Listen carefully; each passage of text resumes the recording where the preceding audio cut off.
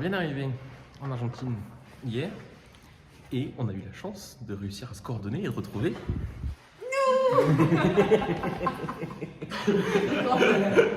Chloé et Jack, qu'on a quitté il y a 3 semaines. On vous mettra une petite animation de ce qu'ils ont fait et de ce qu'on a fait. Non. Globalement, ils ont fait genre 2000 km et on a fait 200 km. Du coup, Aloïs, il a eu la flemme de le faire. Du coup, voici une animation à la mano par moi. Et Chloé et Jack ont fait Puerto. Pendant ce temps-là, Ariane et Aloïs.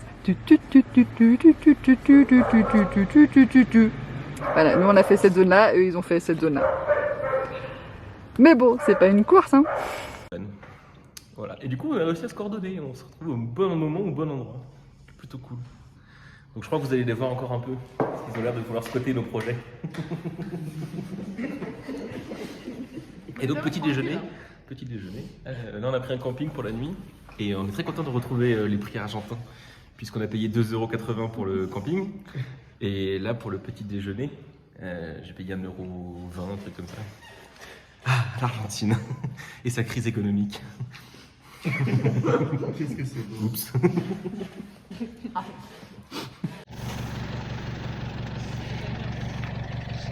Voilà, encore des problèmes. Ce matin, la batterie était à plat. Donc heureusement, les copains nous ont aidés.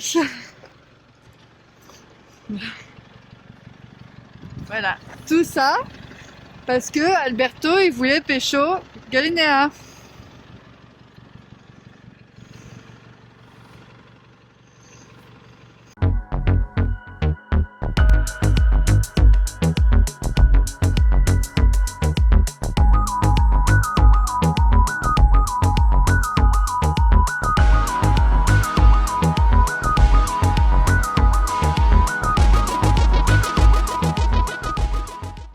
Salut le vlog. Alors, nous avons bien roulé hier. On est arrivé jusqu'à Sarmiento où on a dormi. Et au sud de Sarmiento, où on est actuellement, on a profité un petit peu d'un parc naturel qui contient une forêt pétrifiée. Donc une forêt avec des arbres fossilisés qui ont entre 90 et 110 millions d'années. Et aussi d'une magnifique vue comme vous voyez derrière moi là. Voilà, donc on fait un petit peu le tour, ça dure 1 heure, et puis on a l'occasion de voir des fossiles d'arbres. Mais pas des traces de fossiles de feuilles, des vrais troncs d'arbres pétrifiés, je vais vous montrer quelques photos. Et voilà donc les fameux troncs d'arbres pétrifiés,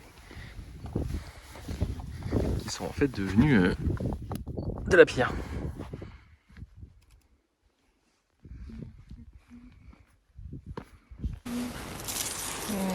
Non, pas mon malade. Je vais lui mettre des bactéries en plus.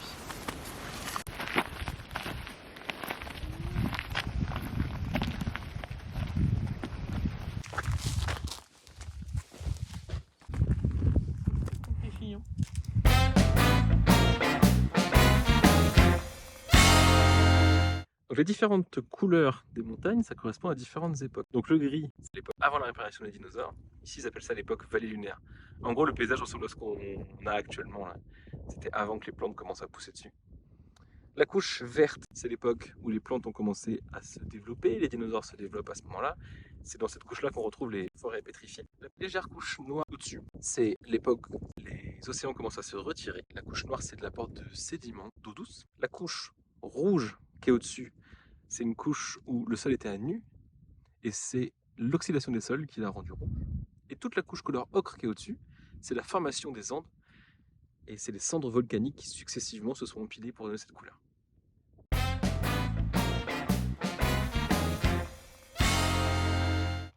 Du coup, hier, après être passé au bosquet pétrifié, on a roulé 200 km de plus, et nous avons officiellement atteint la côte est de l'Argentine. Derrière moi, c'est l'Atlantique. Donc voilà, le réveil ce matin était très cool. On avait mis un petit réveil à 8 h pour pouvoir profiter du lever de soleil qui était magnifique. Je vous mettrai quelques photos après. Aujourd'hui, on va passer du coup à Comodoro Rivadavia, la ville à côté de là où on est.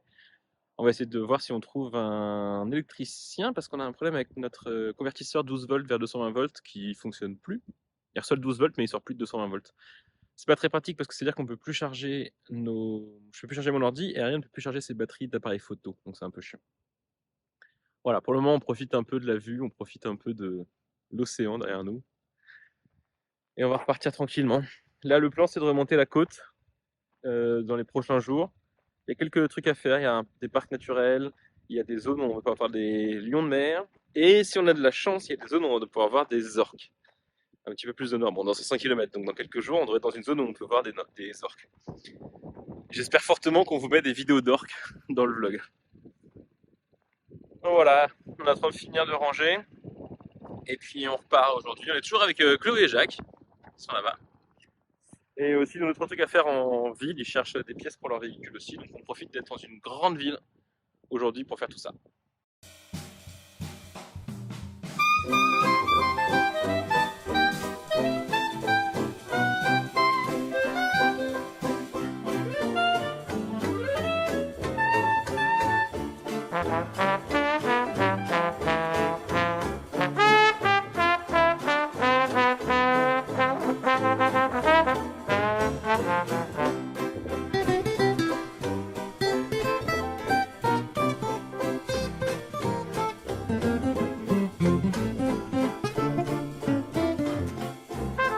Bon, derrière moi, un garage.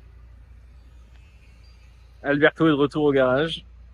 Pour encore un autre problème. Commence à être fatigué des problèmes avec Alberto là. Bon, on a réussi à quitter le Chili, on a bien roulé, on a fait plein de trucs. Et ça fait une semaine qu'on se dit que la batterie recharge pas bien. Le voyant indicateur de recharge de la batterie, il s'éteint. Il s'allume, il s'éteint, il s'allume, il s'éteint. Et on a finalement eu des soucis on pouvait plus démarrer. La batterie à plat, on peut plus démarrer. Donc heureusement qu'on était encore avec Chloé et Jacques à ce moment-là, ils nous ont démarré la voiture, les passes Rocco, le classique.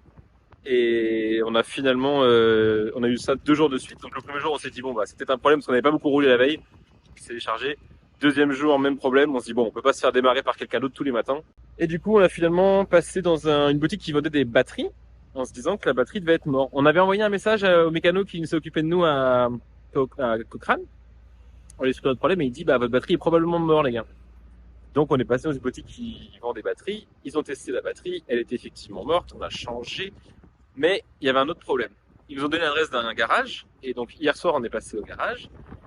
Ils ont fait des tests, et ils ont découvert qu'en fait, notre batterie ne recharge pas. Du coup, hier soir ils ont un peu démonté, et ils fermaient le garage, donc on a dormi devant le garage cette nuit. Et puis ce matin, ils ont regardé parce qu'ils voulaient changer une des pièces. Donc une des pièces électriques le contact, enfin littéralement le contact, quand tu mets la clé et que le contact s'allume, cette pièce-là était morte. Ils l'ont sortie et elle était morte. Donc ils ont voulu la changer, sauf que on a un Jean Bay.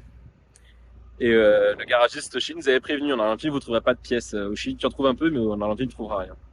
Ce matin le patron du garage a fait le tour de tous les repuestos, donc les points de vente des pièces automobiles.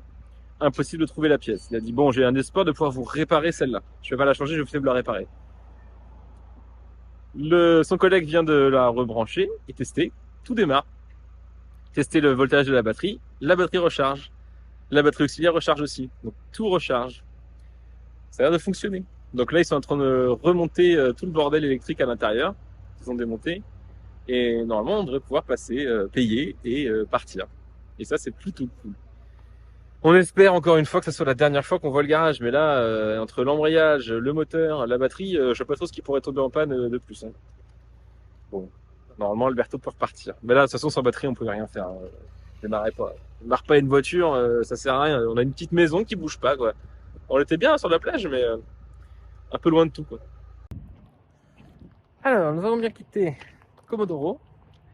La réparation du mécano fonctionne. C'est un peu technique pour redémarrer. Faut prendre le coche parce que ça se redémarre pas comme on a l'habitude. Faut pas juste tourner la clé et on y va. Faut tourner la clé lentement, trouver exactement le point d'allumage. Laisser à cet endroit-là, attendre que le moteur démarre et lâcher la clé. En fait, une fois que tu t'y es fait, on a galéré au début, puis maintenant on s'est démarré la voiture. Donc on a roulé, rien à rouler là, 3h30 sur la route argentine. C'est tout droit. Pour le coup, c'est pas comme au Chili. Au Chili, c'était de la route vraiment pourrie, c'est compliqué. Ici, c'est facile, la route elle est goudronnée tout le long. Même jusqu'au village où on est aujourd'hui, là, ce soir, elle était goudronnée, on s'attendait pas. Par contre, on se fait chier, quoi. C'est vraiment 3 heures de route tout droit. Avec rien à droite, rien à gauche, et des camions. C'est long, c'est vraiment long. Voilà, alors juste faut qu'on parle d'un truc. On est dans une ville qui s'appelle Crevette. Camarones. On est à Camarones, c'est le nom de la ville. Ça veut dire crevette. Donc voilà, demain on va vous présenter Crevette-sur-Mer. On a Crevette-sur-Mer. Je sais pas. Ville qui est connue pour son port de pêche de la langoustine en plus, ça n'a rien à voir. Je sais même pas qu'ils pêchent des crevettes ici, j'ai aucune idée de pourquoi ça s'appelle Camarones. Demain, le plan c'est d'aller sur la côte et si on a du bol, à 1 heure de route d'ici, Il y a des pingouins, il y a des pingouins. peut-être. Normalement, il y aurait encore y avoir. On est un petit peu hors saison, mais il devrait normalement encore y avoir quelques pingouins parce qu'on n'est pas totalement hors saison. La saison s'est terminée il y a quelques semaines. On espère. Croise les doigts pour que je vous mette des photos de pingouins au montage.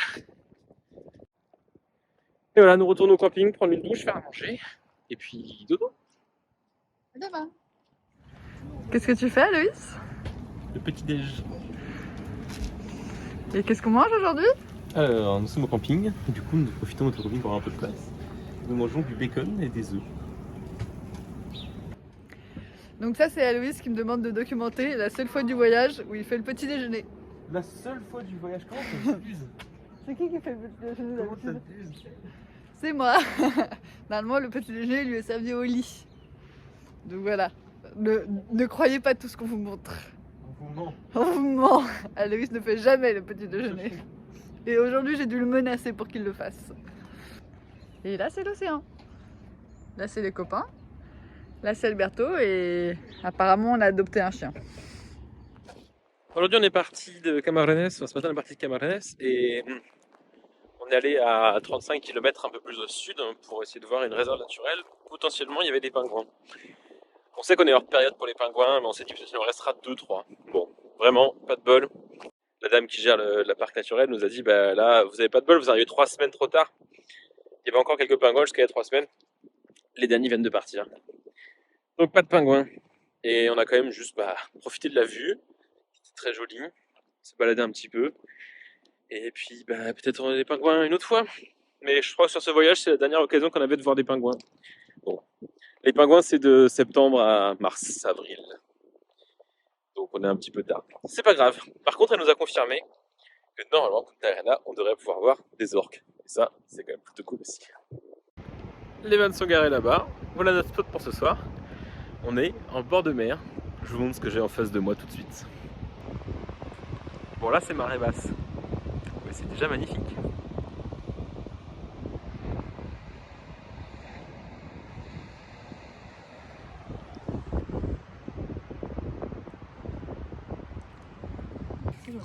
Voilà, je reviens aux vannes et voilà ce que je trouve. Apéro.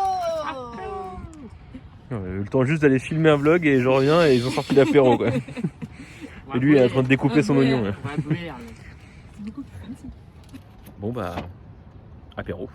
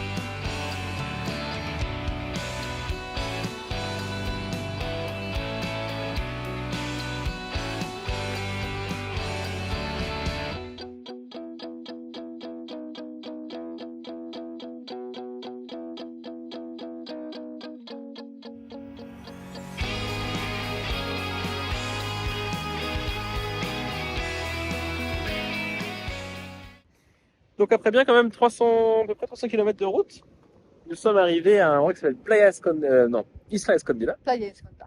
Et Isla Escondida, c'est la plage cachée et l'île cachée. Il n'y a que nous. Et c'est magnifique. C'est trop bien. On est au milieu des dunes, je vais te faire un petit peu derrière. Là. Et marée descendante, du coup on commence à voir un petit peu le caillou se révéler. C'est vraiment un très très bel endroit. On va passer la nuit ici. C'est trop Moi je mets ça à mon top 10 des meilleurs spots où on a Ouais, dormi. Pour le franchement, moment, c'est magnifique ici. magnifique. Donc voilà, un peu fatigué parce que la route était longue. Mais l'avantage c'est que les routes de terre ici en Argentine, en mode oui c'est la route de terre, c'est pas en bon état. Non, c'est génial, on roule à 60 voire 90 sur certains morceaux. Hein, les routes de terre au Chili, c'est pas les routes de terre en Argentine. Hein. Du coup, ça fait plaisir.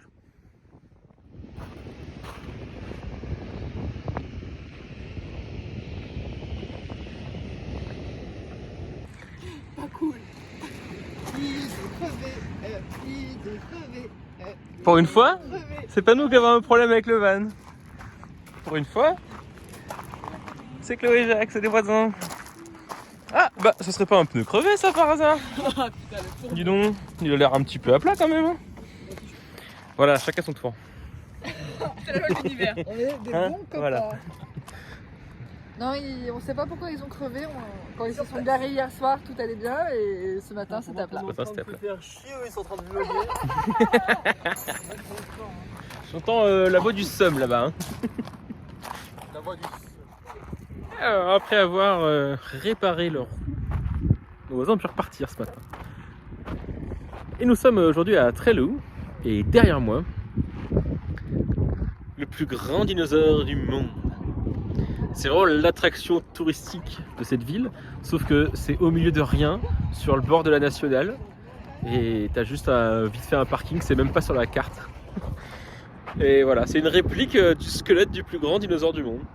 C'est plutôt rigolo, mais c'est vraiment au milieu de rien, c'est peu random comme endroit. Bah on s'est arrêté du coup pour regarder parce qu'on est sur la route pour aller à Puerto Madryn, alors c'est l'occasion. Le plus grand dino, le plus grand. Donc voilà, après cette pause devant le plus grand dinosaure du monde, nous reprenons la route et nous allons direction Puerto Madryn, qui est à 45 minutes de route d'ici. Ce qui est court pour la Patagonie. D'habitude, c'est plus genre la prochaine ville est à 3 heures de route. Et on va essayer de se trouver un resto parce que on a envie de se faire un resto de fruits de mer ou de poissons, comme on est sur la côte.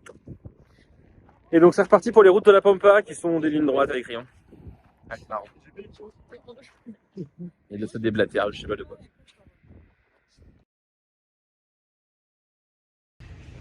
Et bien arrivé à Puerto Madryn, on a effectivement profité du restaurant. On a passé une très bonne soirée avec Chloé et Jacques. On était un petit peu intimidés par le resto qui était un peu classieux, même si pas très cher. Du coup, on n'a pas osé filmer à l'intérieur. Et le lendemain, on est parti à la péninsule Valdez pour essayer d'observer un petit peu les animaux. Mais ça, vous le verrez dans le prochain vlog. Donc voilà, merci d'avoir regardé ce vlog. Et puis, j'espère que vous avez apprécié ce que vous avez vu, que vous regarderez les suivants. Et en tout cas, nous, on kiffe toujours autant les faire. Et là, je vous laisse un petit indice sur où est-ce qu'on est. On est dans 3 mois par rapport à ce que vous venez de voir. Et essayez de deviner le pays en commentaire.